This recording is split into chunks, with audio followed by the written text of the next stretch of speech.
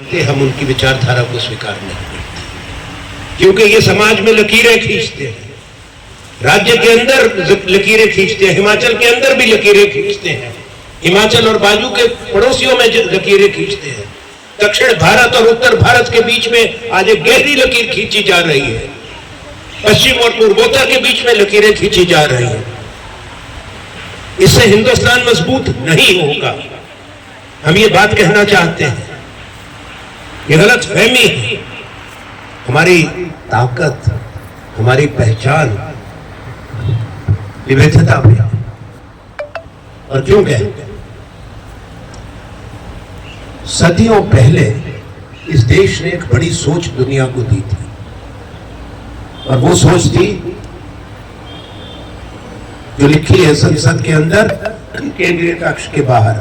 माननीय प्रधानमंत्री मोदी जी भी उसको कई बार बोलते हैं, जो हम कहते हैं उसको ग्रहण करना भी बहुत जरूरी होता है। और वो है अयम निजो परो वेति गणना लघुचेत सा। ये मेरा है, तुम्हारा। अयम निजो परो वेति गणना लघुचेत सा। उदार चरिता ना, जिनका मस्तिष्क सोच बहुत बड़ी होती है। वसुधैव कुटुंबकम, पूरी वसुधा एक कुटुंब है। जिस देश की सोच इतनी विशाल हो, आज इतनी संकुचित क्या हम बना सकते हैं? ये जगह जगह लकीरें और खाने बना दे।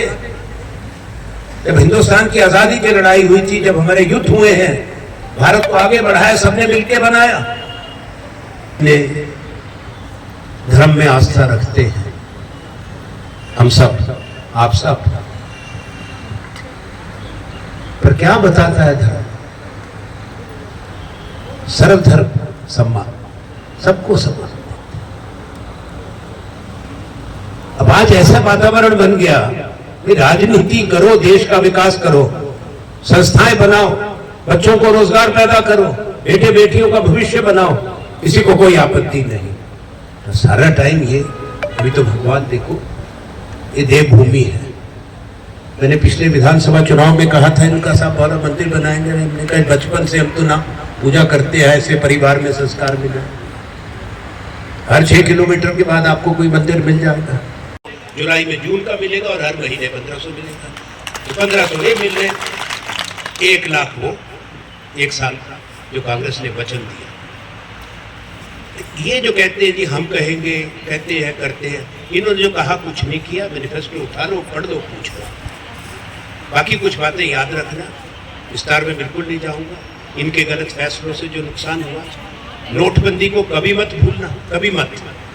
दूसरी बात जो कभी मत भूलना, जो देश के अन्नदाता और किसान के साथ किया, अपने देश की राजधानी में नहीं जाने दिया, गुहार नहीं लगाने दी इंसाफ के लिए, दिल्ली को छावनी बना दिया जैसे दुश्मन की फौज हमला करने वाली है।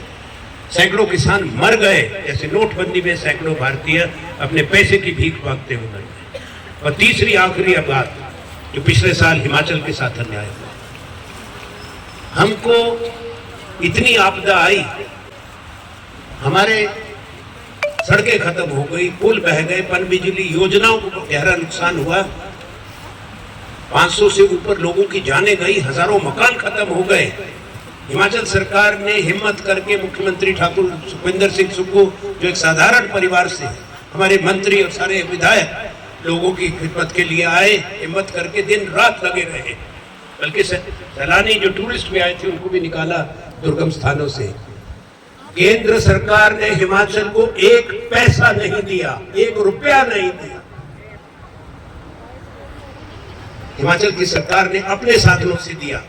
7 लाख रुपए मकान बनाने का दिया, पहले 1.5 लाख रुपए मिलता था। और ये कर्ज ही हिमाचल को छोड़ के गए थे। अब जब आएंगे, इन 3 बातों को याद रखना। भारत सरकार का पैसा किसी का अपना पैसा नहीं है। जब हम भी वजीर थे, हमने दिया, अपने राज्य को भी दिया और राज्यों के साथ भी न्याय किया। इन्होंने क्या किया?